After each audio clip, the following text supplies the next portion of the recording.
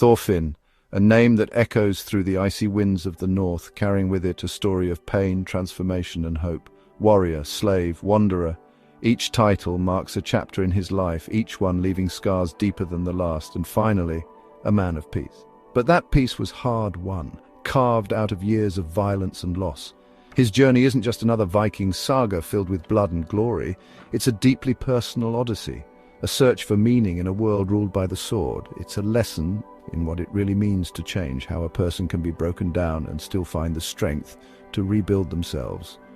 Thorfinn Karlsefni starts out as your classic hot-blooded anime protagonist, right? He's driven, stubborn, and burning with a need to prove himself. He's the son of Thor's, a legendary warrior, and his whole life is thrown upside down when he witnesses his father's death. That moment shatters his innocence and sets him on a path of vengeance. But what makes Thorfinn different isn't just his anger, but how tightly he clings to that revenge. It becomes his reason to live, his only purpose. He spends years chasing the man who killed his father, Askeladd, fighting, surviving, killing, just to earn a fair duel. Every battle, every scar is a step closer to a goal that consumes him. And yet, after all that blood and hardship, what does he get? Emptiness. The revenge he dreamed of brings no peace, only a hollow ache. Thorfinn's biggest turning point isn't on the battlefield. It's not a clash of swords, but a quiet moment of realization. It's in the fields, as a slave, forced to work the land, stripped of his pride and his weapons. He's left with nothing but his own thoughts.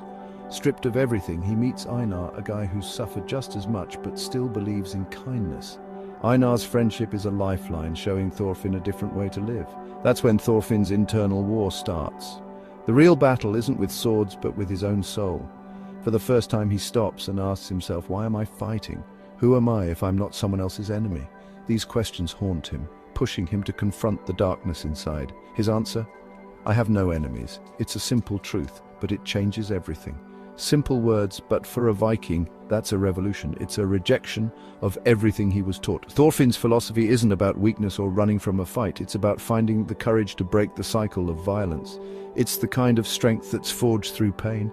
Choosing not to fight, not because he can't, but because he knows exactly what violence costs. He's seen the price, and he refuses to pay it anymore. He's rejected the Viking code, the endless cycle of hate, and decided to build something new, a world without war. That takes guts, it takes vision. The real lesson from Thorfinn?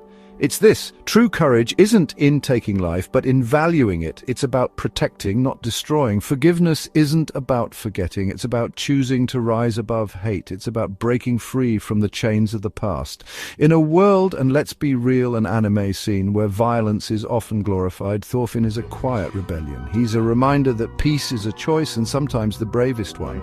He's proof that there's a better way, that even in the harshest world, hope can take root and grow. From a boy of blood to a man of peace, Thorfinn's story is one of anime's most powerful arcs. It's a journey that shows us redemption is possible no matter how far you've fallen.